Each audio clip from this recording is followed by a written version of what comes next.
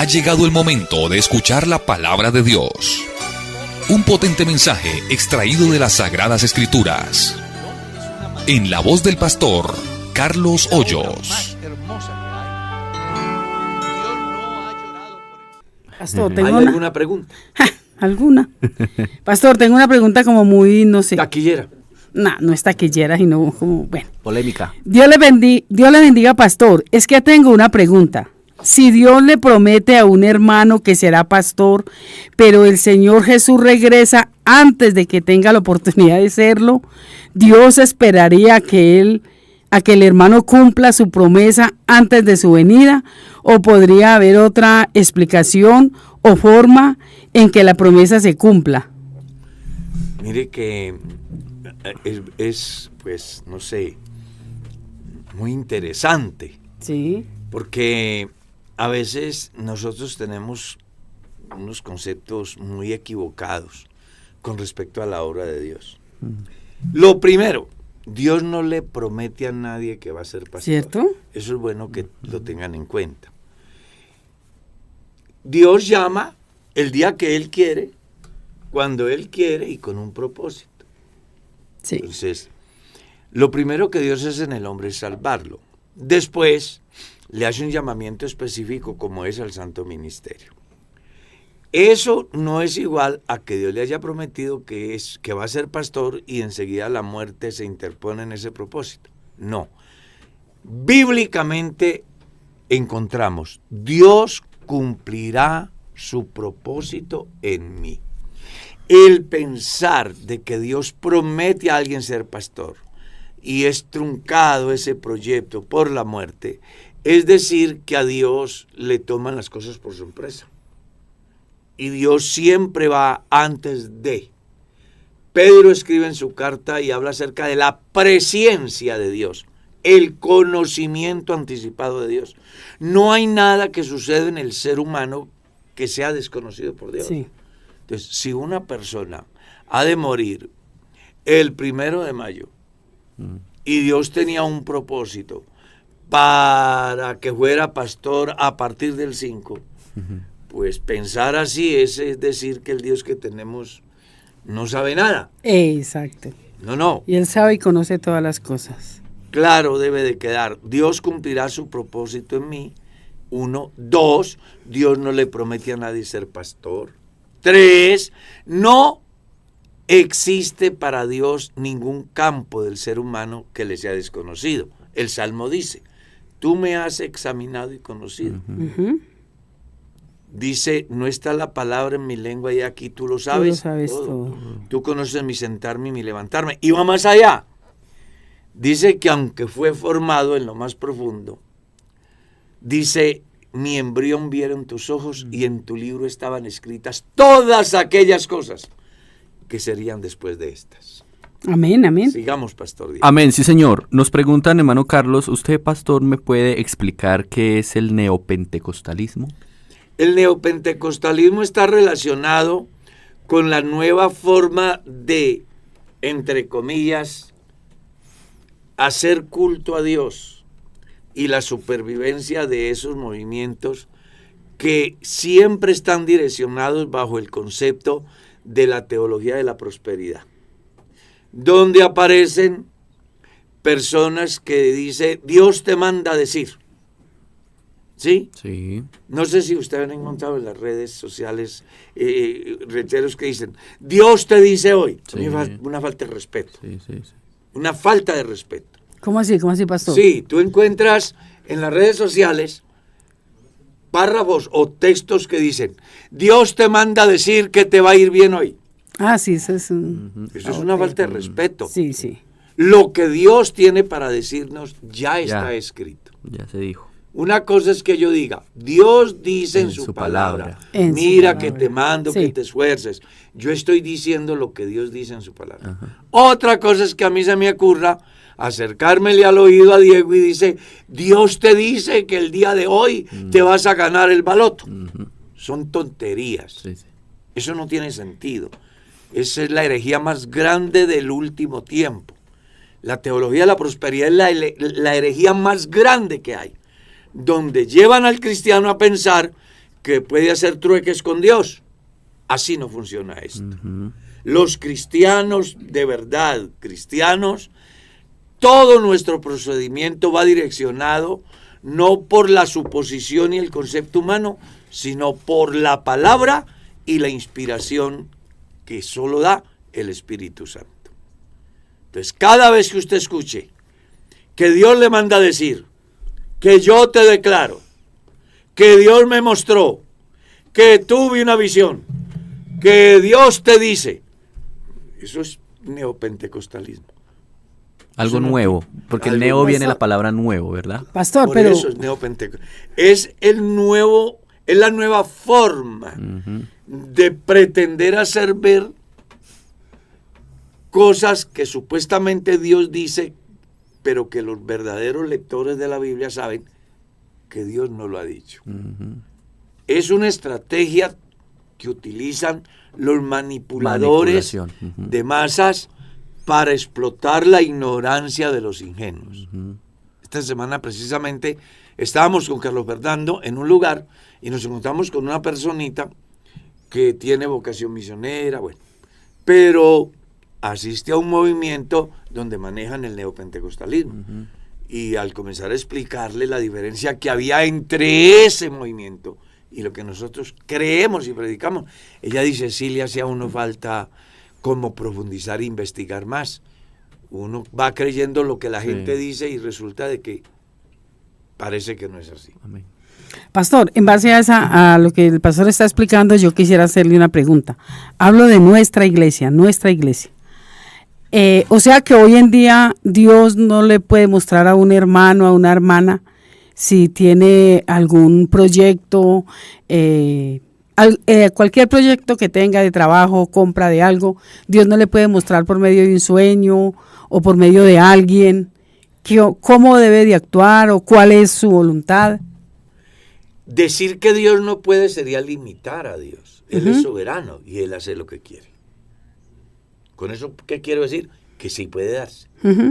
Pero la mejor manera de entender es acordándonos de lo que ya está escrito. La voluntad de Dios es ¿qué? Buena, agradable y perfecta. Yo voy a hacer una compra, pero en el proceso de esa compra me genera dolor. Yo debo saber que por ahí no es. Y mucha incertidumbre. Y mucha incertidumbre. Y me lleva a decir mentiras. Yo conozco gente que para obtener un crédito inflan el ingreso para que les hagan el crédito. Pues están mintiendo. Ya. Entonces eso no es bueno. Entonces ya sabemos que no es la voluntad de Dios. Voy a hacer el negocio, pero me genera incertidumbre porque no están las cosas muy claras en los documentos orígenes. Entonces, ya yo sé que no es bueno.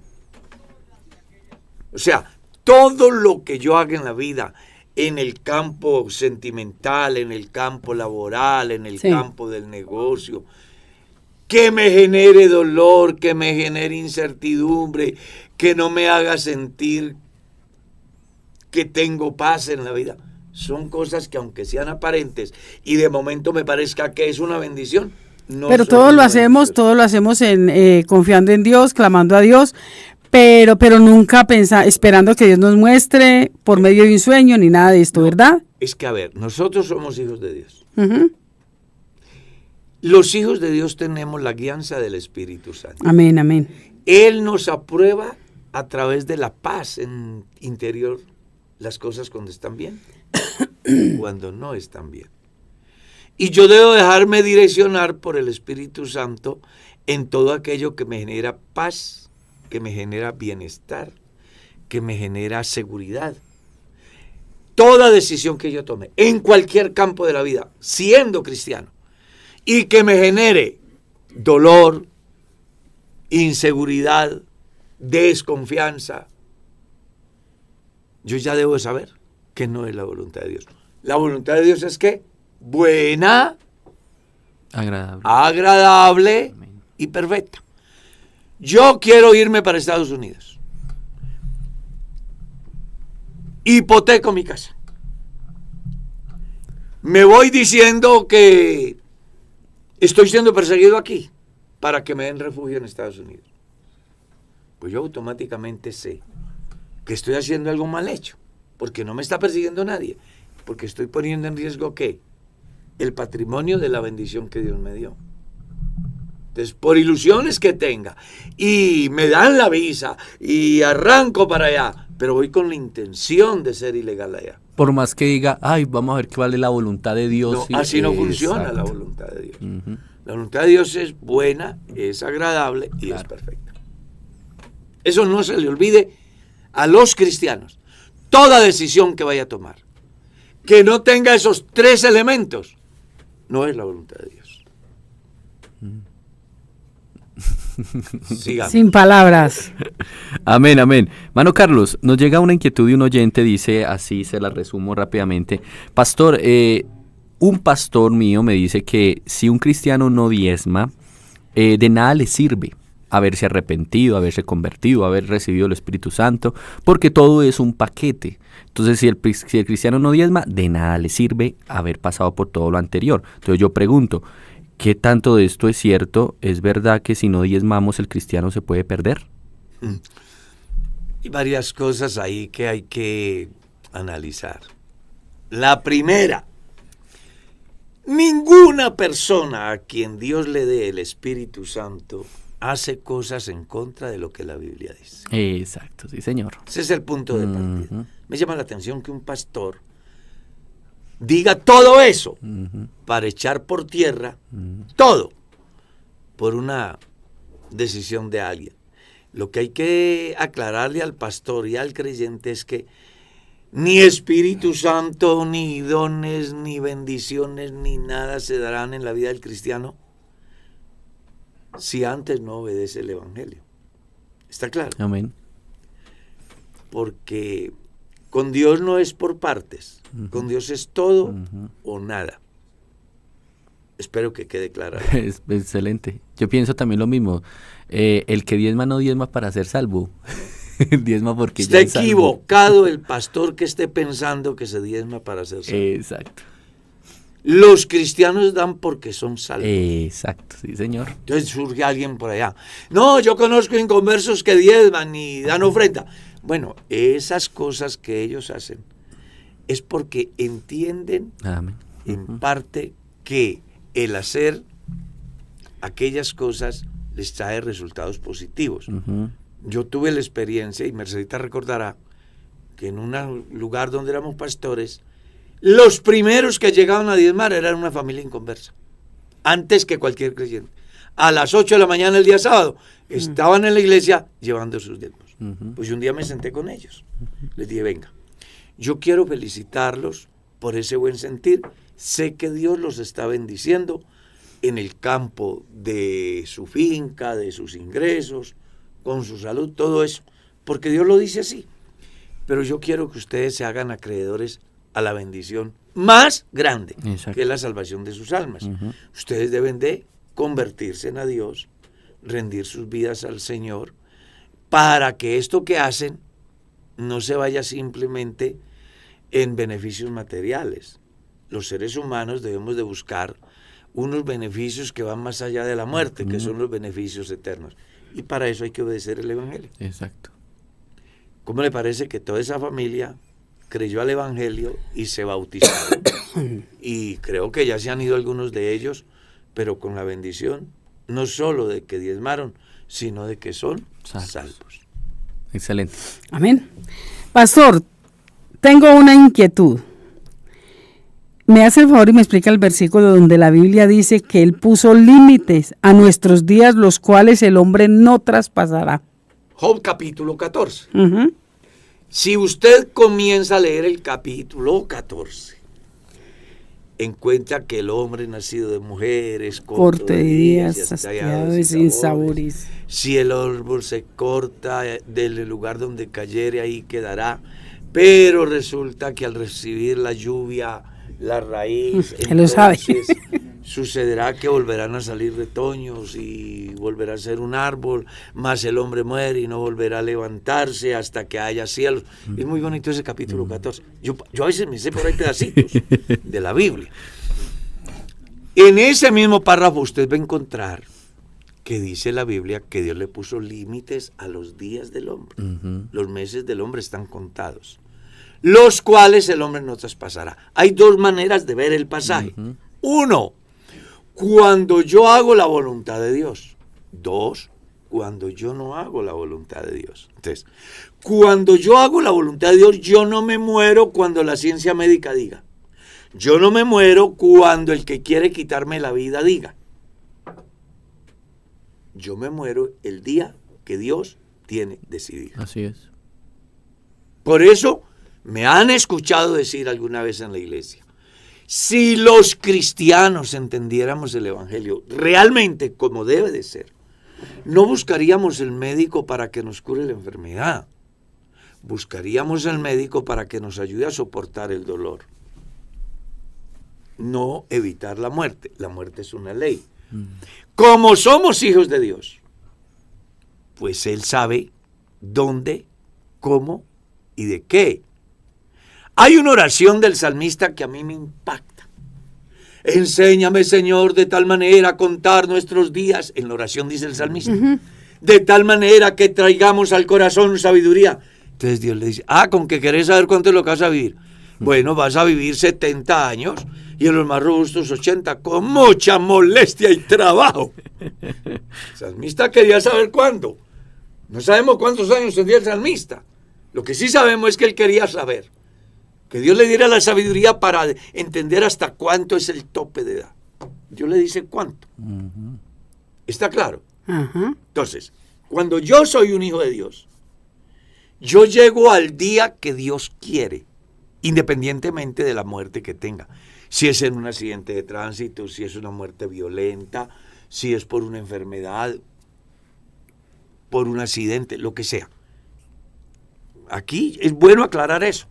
Porque, venga, pero si él era un pastor, un hijo de Dios, ¿y por qué unos bandidos le quitaron la vida? Si ese hombre era fiel a Dios, en el programa de Dios estaba que fuera un mártir. El día, hora, lugar. ¿Por qué Merceditas y yo estamos vivos aquí? Después de que en el Águila Valle nos esperaron desde las 5 de la mañana hasta las 10 de la mañana en el camino para quitarnos la vida. Pasamos por donde estaba quien nos iba a asesinar y no nos vio. Regresa a la casa y le pregunta a la señora de la casa, ¿el pastor a qué hora se fue? Se fue a tal hora. ¿Y por qué camino se fue? Por este camino. Años después, ese tipo va a culto y dice que una de las razones por las cuales ha decidido seguir a Cristo es porque nos estuvo esperando desde temprano hasta las 10 de la mañana para atentar contra nuestra vida y no nos vio pasar, aunque nosotros pasamos por ahí. Si Dios en su programa hubiese tenido que yo fuese un mártir, ese día y a esa hora el tipo nos hubiera visto y pudiera haber hecho lo que iba a hacer. Pero Dios tenía un propósito conmigo, el que viviera hasta hoy. ¿Está claro? Amén. Una cosa es cuando yo soy hijo de Dios. Dios cumple su propósito en mí, a pesar de y por encima de. Cuando yo no soy hijo de Dios, ahí sí existen varias posibilidades, las cuales no necesariamente serán la voluntad de Dios. Por ejemplo, estoy en mi casa tranquilo y me da por salir a la calle a formar un berrinche con los vecinos. Pues se forma una pelea y en esa me pueden quitar la vida.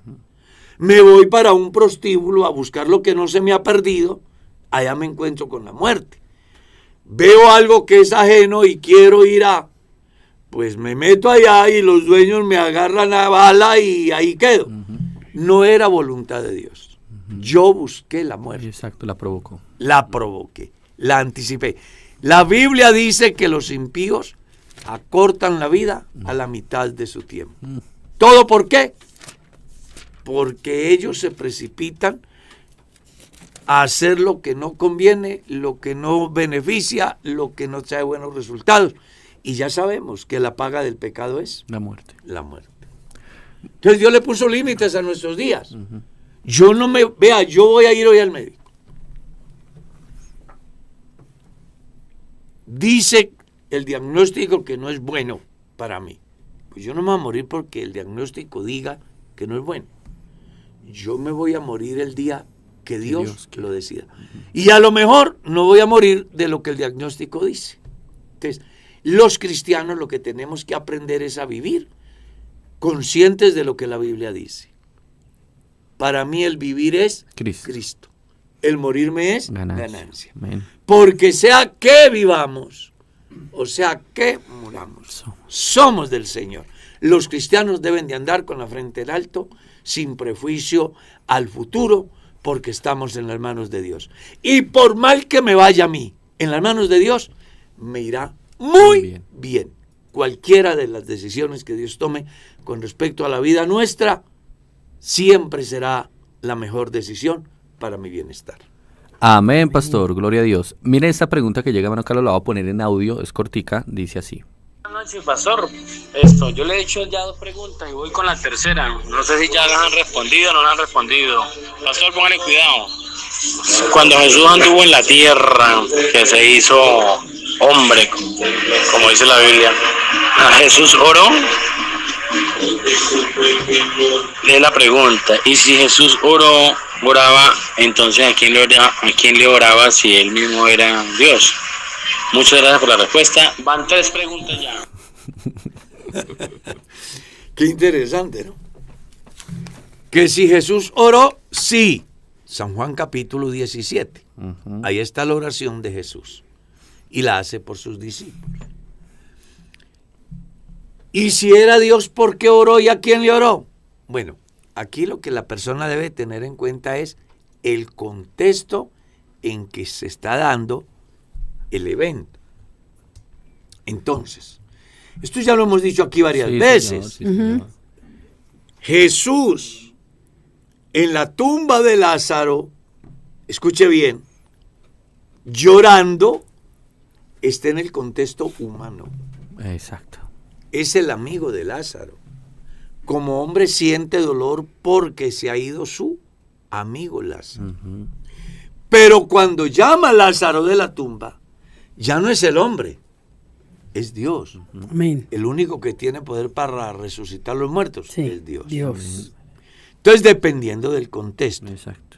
la oración de Jesús en San Juan 17 es simple y llanamente lo que tenía que hacer el sumo sacerdote a favor de los hombres. En el capítulo 5 de la carta a los Hebreos se habla que todo sacerdote es tomado de los hombres y constituido a favor de los hombres, pero debe primero de ofrecer sacrificios por sí mismo, a fin de que él sea consciente que está rodeado de las mismas debilidades que tiene el pueblo a quien va a administrar. Resulta que Jesús, por causa de los hombres, es hombre. Por eso en San Juan dice, aquel verbo se hizo carne. ¿Por qué Dios se hace hombre? Él se hace hombre por causa de los hombres. Léalo en el capítulo 2, verso 14 en adelante de la carta a los Hebreos. Por cuanto los hijos participaron de carne y sangre, el Padre, el que tiene hijos es el Padre, participó de lo mismo para poder destruir por medio de la muerte al que tenía el imperio de la muerte y librar a todos aquellos que durante toda la vida estaban esclavos, por lo cual debía de ser en todo semejante a sus hermanos. En todo. En todo. Entonces, Jesús es hombre por causa de los hombres y en esa condición de hombre es nuestro hermano y en esa condición de hermano hacer posible la redención. Porque solo Dios salva y un hermano nos redime. La oración de Jesús es la oración de nuestro hermano. Así es. La actitud de Jesús como hombre en la tierra es la expresión más grande de amor y de misericordia de Dios pues baja hasta nuestro lugar, participa de todo lo que nos pasa a nosotros, utiliza el léxico que nosotros manejamos, a fin de que a través de todo ello el hombre conozca a Dios dentro de las capacidades que el hombre tiene de manera natural para comprender el propósito de Dios en la vida del hombre.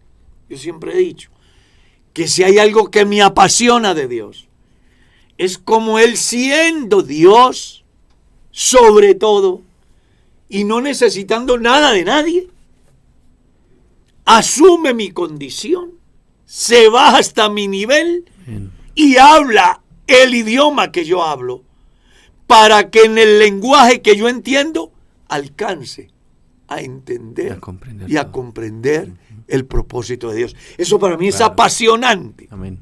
Es demasiado de apasionante.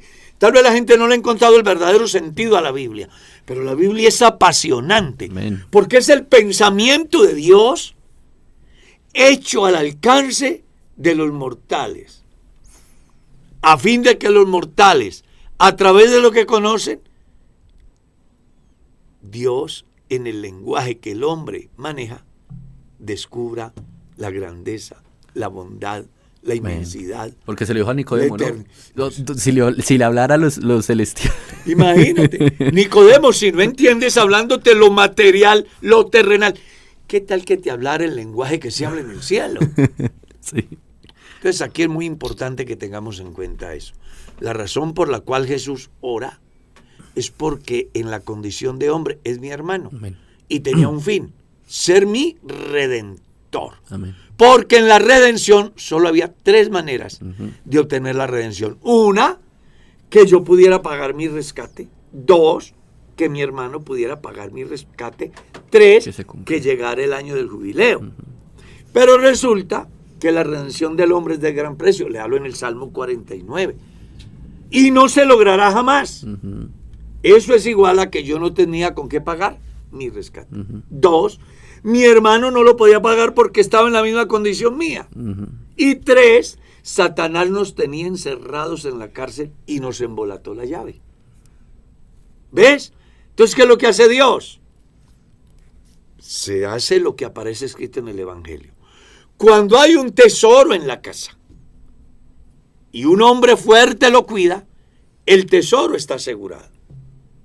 Pero aclara, a menos que venga uno más fuerte que el hombre fuerte. Y descienda y ate al hombre fuerte y rescate el tesoro. Entonces, el tesoro es el hombre fuerte es Satanás, que estuvo siempre esclavizado al hombre en la cárcel del pecado, y ese tesoro siempre estuvo asegurado, o sea, el ser humano asegurado. ¿Qué es lo que pasó? Dios se hizo hombre, haciéndose más fuerte que Satanás. Viene y ata a Satanás, nos abre la puerta de la cárcel y ahora dice que somos libres. Amén. Así que podemos cantar ahorita aquí, soy libertado, gloria a Dios. Amén, amén. ¿Por qué? Porque un hombre más fuerte que el hombre fuerte vino y nos abrió la cárcel del pecado y nos rescató por su obra bendita hecha en la cruz del Calvario. Amén. Y su resurrección. Por eso Jesús oró, porque llegó a ser semejante a mí en todo para poderme sacar de la cárcel. Amén. Maravilloso. Maravilloso. No, a mí me apasiona eso. Hermoso, sí, señor. Pastor. A mí como que, no sé, Pastor, hay un una versículo, cantidad de sí. cosas. Y yo casi que me enloquezco de la alegría. Pastor, es que se me borró la pregunta, pero el versículo era que en la Biblia hay un versículo que dice que tal hombre sea entregado a Satanás a fin de que... Primera de Corintios 15. Sí, ¿qué quiere decir, pastor? Bueno, lo que pasa es que en Primera de Corintios 5, hay un fenómeno. Hay una pareja casada, pero el señor de la casa desconoce que su hijo le enamora a su mujer y su mujer accede a las pretensiones del hijo del señor de la casa. Es decir, vamos a tratar como de ponerlo simple. Yo soy casado, mi mujer muere y un día me encuentro a esta mujer en el camino y me caso con ella. Pero yo ya tengo a Carlitos. Sucede que un día cualquiera, es un ejemplo que estoy colocando, Carlitos se enamora de la madrastra, o sea, de mi segunda esposa. Y mi segunda esposa accede a las propuestas de Carlitos y se ponen a convivir juntos. Eso pasa en una iglesia que se llama la iglesia de Corinto. Resulta que la iglesia, dándose cuenta de ese fenómeno, lo formaliza, le parece que es normal, como sucede en las iglesias, que los cristianos saben que hay gente que vive en pecado y lo formalizan como parte normal. Pues cuando Pablo se da cuenta de eso, llama la atención a la iglesia y les dice que está muy mal hecho que ellos formalicen el pecado. Y dice, yo ya he hecho un juicio y he tomado la decisión de entregar a ese tipo a Satanás para que su cuerpo sea destruido a fin de que no se pierda su espíritu en el día del Señor. Entonces lo han entregado a Satanás. Satanás lo golpea, lo azota. ¿Cómo así, pastor? ¿Cómo se entrega una persona a Satanás? Bueno, se dice que simple y llanamente fulano de tal ya no es más miembro del cuerpo de Cristo. En consecuencia, no tiene derecho a los beneficios que Dios da en su iglesia en el campo espiritual y en todas las áreas del ejercicio de la vida cristiana. Ya. Es despojado de la investidura divina por la autoridad del pastor llamado Pablo. Eso hace de que el tipo, al ser excomulgado de la congregación, comience a vivir una vida de dolor porque él tiene conocimiento del evangelio. Y al ver que es rechazado en la iglesia y que cada vez que va a entrar lo sacan de la iglesia, el tipo comienza a enfermarse y llega a una crisis tan grave que está al borde de la muerte. Estando al borde de la muerte, el tipo vuelve a la iglesia a pedir misericordia. La iglesia no le perdona. Entonces Pablo se da cuenta lo que ha pasado. Que el tipo, a causa de la disciplina que él ha puesto, ha sido zarandeado por Satanás, está al borde de la muerte física y aparte de eso, el ser consciente que si se muere así, se va a condenar. Entonces cuando Pablo se da cuenta que él viene buscando misericordia y que la iglesia no quiere tener misericordia de él, les escribe en la segunda carta, en su capítulo 1, diciendo que por favor lo perdonen porque ya él lo perdonó. Y en consecuencia ellos deben de perdonarlo para que él vuelva a ser incorporado al cuerpo de Cristo a fin de que el hermano no se muera de demasiada tristeza. Parece que ese hombre le dolió tanto la disciplina que se sentó. Exacto. Que llega casi al borde de la muerte para que se cumpliera lo que ya Pablo había dicho, que el cuerpo sea azotado al borde de la muerte a fin de que al final el tipo entienda que fue muy grave su pecado, que tiene de verdad que arrepentirse y que de una vez por todas alcance el beneficio de la misericordia de Dios. Es muy bonita la enseñanza además. Dios al que ama disciplina, sí señor. Hermano Carlos, nos llega una pregunta de una hermana, ella dice así, se la voy a resumir también, dice, parafrasear, dice: Pastor, estoy reconciliada con el Señor hace poco tiempo. En ese tiempo en que estuve apartada me endeudé mucho, pero también tengo deudas de mucho tiempo atrás también. Son muchas deudas, pastor, muchas deudas. Estoy desesperada al respecto.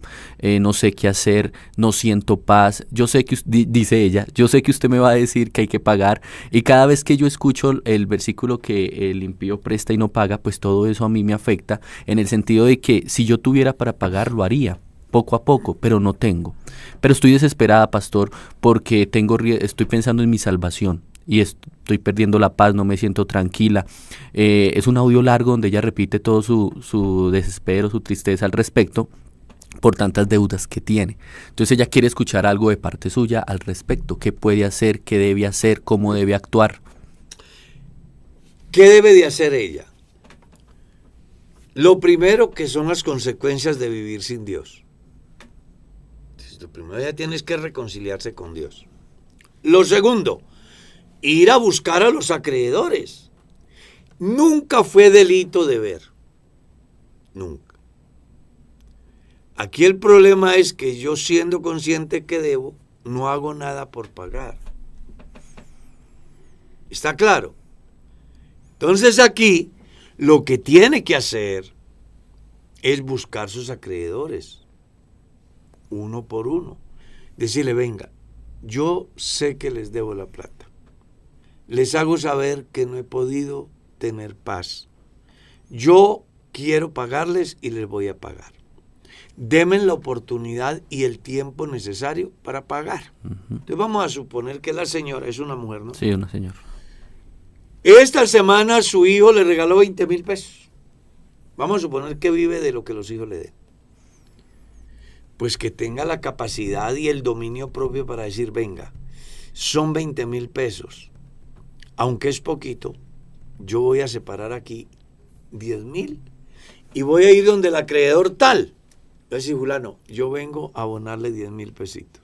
Hágale firmar un recibito, organice una carpetica y cada que le lleve, que le firme el recibito y se vaya dando cuenta cuánto es el saldo pendiente.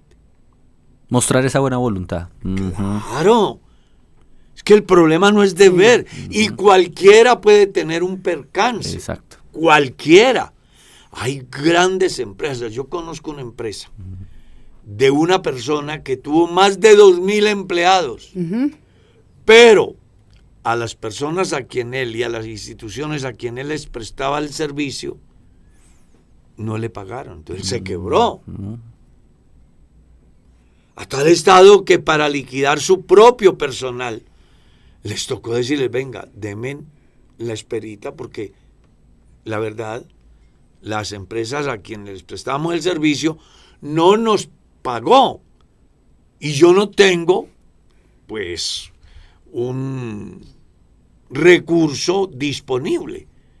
Solo puedo pagarles de lo que me vaya ingresando. Y de esa manera hizo hasta que le pagó al último empleado todo lo que le debía de sus prestaciones, de todo. O sea, en la vida no es delito deber. El delito es tener la mala intención de no pagar.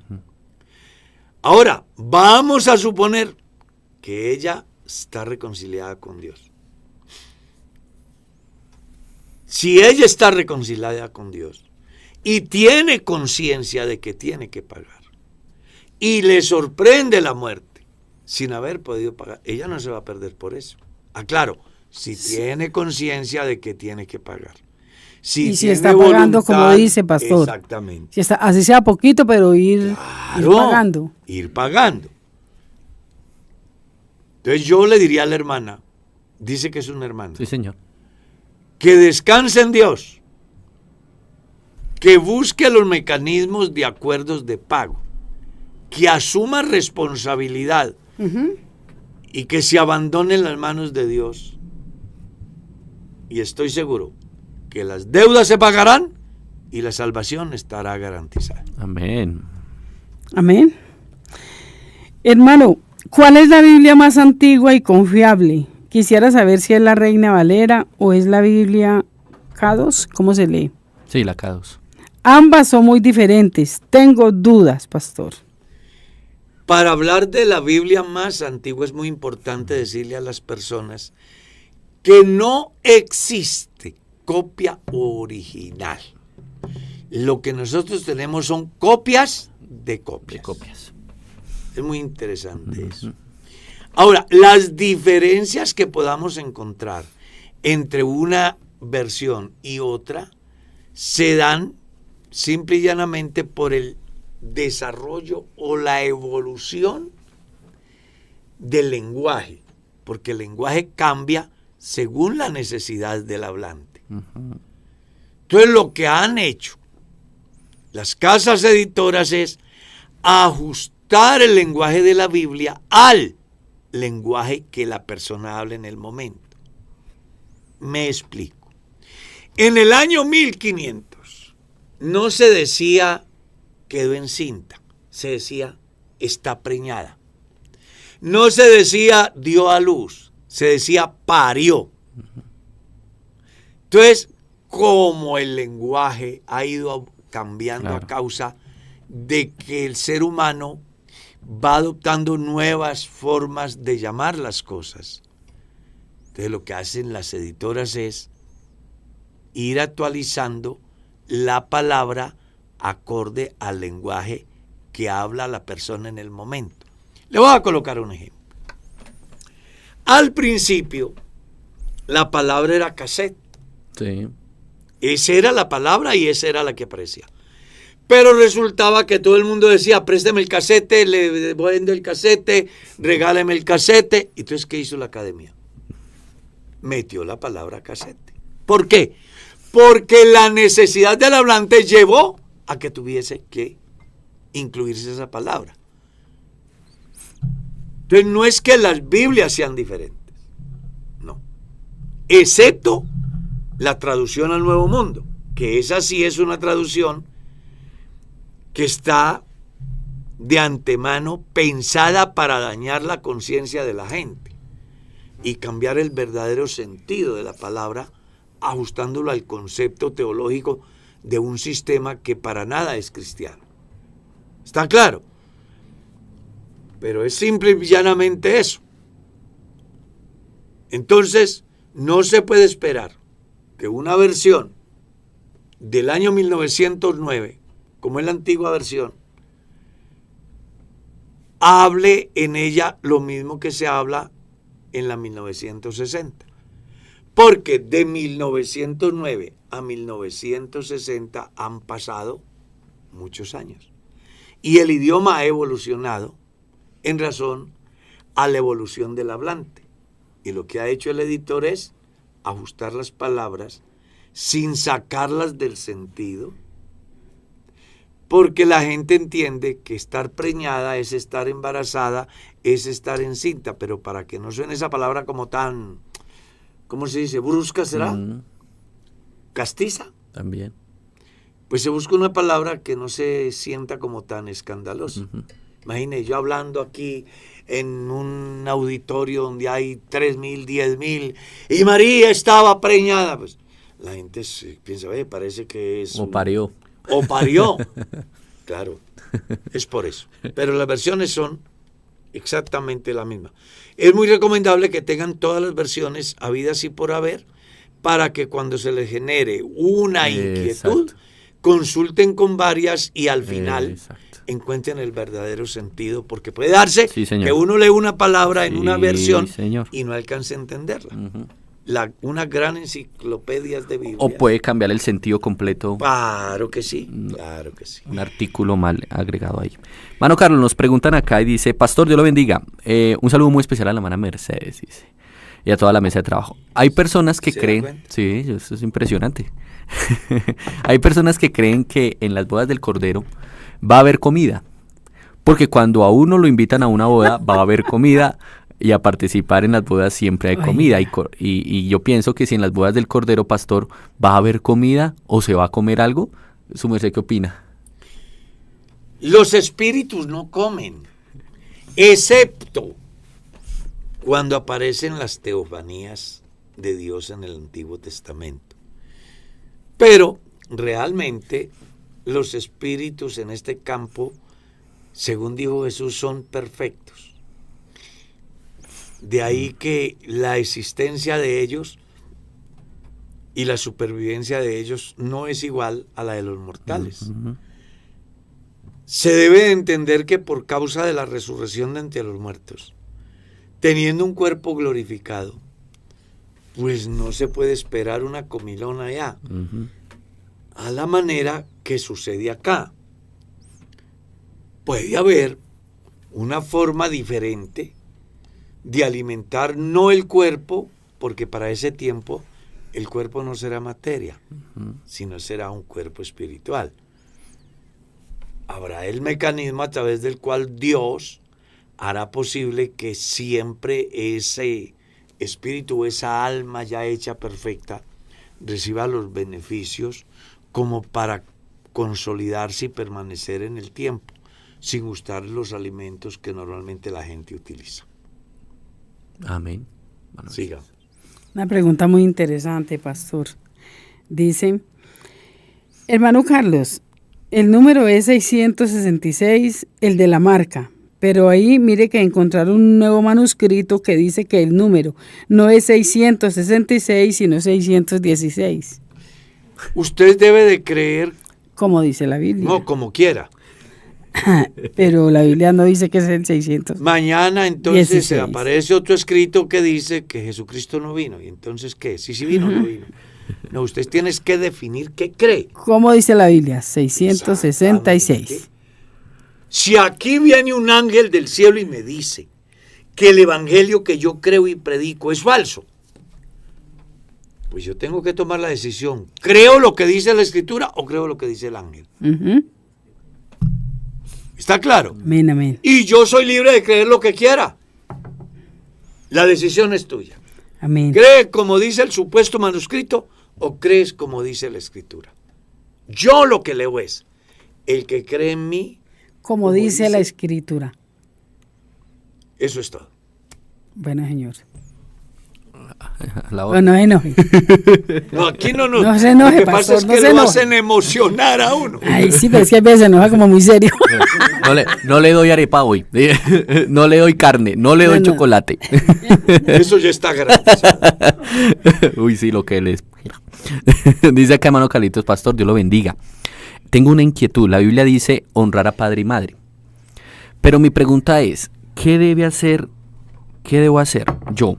Dice yo. Porque mis padres no me criaron. No tengo ningún recuerdo de ellos de niñez. El amor hacia ellos no lo hay. Hay respeto, pero yo no siento más que eso. ¿Será que estoy pecando porque no los estoy honrando como hija? Es muy posible que ella tenga quien la haya criado. Sí, claro. Exacto, sí. Los O que la quienes la criaron, hayan criado. sí. Entonces, debería de honrarlos a quienes cuidaron de ella. Y si la bendición de Dios para usted ha sido grande, también sería bueno que se acercara a sus padres biológicos, más allá de que ellos no la hayan criado. Usted está porque ellos, de alguna manera, hicieron posible que usted viniera. Y debes de ser agradecida con Dios. Y debes de ser agradecida con los que te dieron la oportunidad de venir, como con los que te dieron la oportunidad de criar. Y compartir la bendición. La Biblia no dice que hay que honrarlos si ellos me criaron.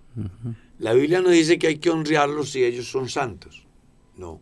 Simplemente honra a tu padre y a tu madre. Y ellos son tus padres biológicos. Que no necesitan, no importa. Hónralos.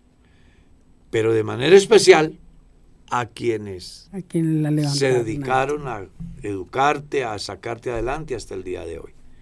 Comparta la bendición con ambos. Eres privilegiada. Tienes 2 familias. Pastor, ¿podría describirnos el significado de una iglesia pentecostal? Así dice textualmente la pregunta. Bueno, la Biblia, Esa pregunta llegó dado a que explicó que era el neopentecostalismo, entonces, ¿qué es una iglesia pentecostal? bueno, pentecostal le llaman a todos los movimientos llamados evangélicos que creen en la obra del Espíritu Santo. A eso le llaman pentecostal. Eso se desprende del Pentecostés, donde se hizo manifiesto el Espíritu Santo. Lo que pasa es que la gente tiene que establecer diferencias en el pentecostalismo. Porque dentro del pentecostalismo hay movimientos que son hasta hechiceros. Cuando tú escuchas a aquellos que dicen, trae la prenda de tu marido, que la vamos a orar. Te vendemos la rosa, el aceite de la prosperidad. Eso es superstición. Ellos están dentro de los llamados grupos pentecostales. Por eso el Estado tiene un ministerio que llama el Ministerio del Interior, donde aparecen registradas todas las comunidades llamadas cristianas fuera de la católica. Y aparecen con su razón, con su cédula. Entonces, en Colombia no puede existir otra iglesia que se llame Iglesia Pentecostal Unida de Colombia. Solo hay una. Entonces, ya si me dices, ¿cuál es la diferencia? ¿Qué es lo que creemos? Pues venga, lo primero es que creemos que la Biblia es la palabra de Dios. Bien. 2, que existe un solo Dios, único y múltiple en atributos, que es indivisible. Creemos en la eternidad del alma. Amén. Creemos que lo que el hombre siembra es lo que cosecha. Creemos en la resurrección de los muertos, en la justificación por la fe, en la salvación por gracia. Creemos que el hombre no es salvo por obras. Creemos en el bautismo en el nombre de Jesucristo. Creemos que los cristianos que pertenecemos a nuestra comunidad no damos para que Dios nos dé. Damos porque ya nos dio. Damos como consecuencia de lo que Dios nos ha dado. Dentro del grupo llamado pentecostales, en términos generales, hay unos que manejan la teología de la prosperidad, que son el neopentecostalismo, que creen que se puede hacer negocios con Dios. Dios, yo te doy $1,000,000 para que tú me des 10. Sí, sí. Eso no tiene sentido. Dentro de nuestra comunidad no funciona así. Así funciona en los movimientos neopentecostales. En la Iglesia Pentecostal Unida de Colombia creemos que todo lo que tenemos se lo debemos a Dios. Amén. Y que cada vez que damos algo, no damos de lo nuestro, damos de lo que Él nos dio. Pues tenemos claro lo que está escrito en el Salmo 24. De Jehová es la tierra y su plenitud, el mundo y los que en él habitan. A partir de esa premisa, sería necesario hacer una pregunta. Si de Dios es la tierra y su plenitud, el mundo y los que en él habitan, dígame qué tiene usted, qué tengo yo. Así que cuando tú das ofrenda, tú das diezmos, tú das primicias, no estás dando nada de lo tuyo. Estás dando de lo que Dios te puso a administrar. Hay muchas diferencias de fondo en relación al neopentecostalismo y a lo que la Iglesia Pentecostal Unida de Colombia creemos y predicamos. El tiempo se nos fue. Uy, se fue el tiempo. Habían muchas preguntas. Ya le estaba preparando. Otra sí, preguntita. le estaba preparando acá una. Dice, Pastor, Dios lo bendiga. Resulta que mi hermano, a raíz de una enfermedad, ha sentido el llamado de Dios. Está buscando de él y de su salvación. Se quiere bautizar. Pero yo tengo una duda. Él vivió en unión libre con una muchacha, el cual le dio 3 hijos. La cual le dio 3 hijos. Pero hace 4 años más o menos ellos se dejaron. Y él vive con otra mujer a la cual le propuso matrimonio. Para recibir el bautismo, así le pregunta a ella, ¿puede él recibir el bautismo así esté casado con otra que no sea la mamá de sus hijos? Si él en su primera relación tuvo hijos, pero nunca se casó, Exacto. él nunca fue el esposo de esa mujer. Exacto. Él es esposo de la mujer con quien se casó. Exacto. No tiene problema para bautizarse, pero sí tiene una responsabilidad, y es la de abrirle una cuenta a sus hijos, Sí, señor. y consignarle mensualmente, porque si es tan macho para engendrar, que sea macho para cumplir. Así es. Lamento decirles que el tiempo se nos fue. Pastor.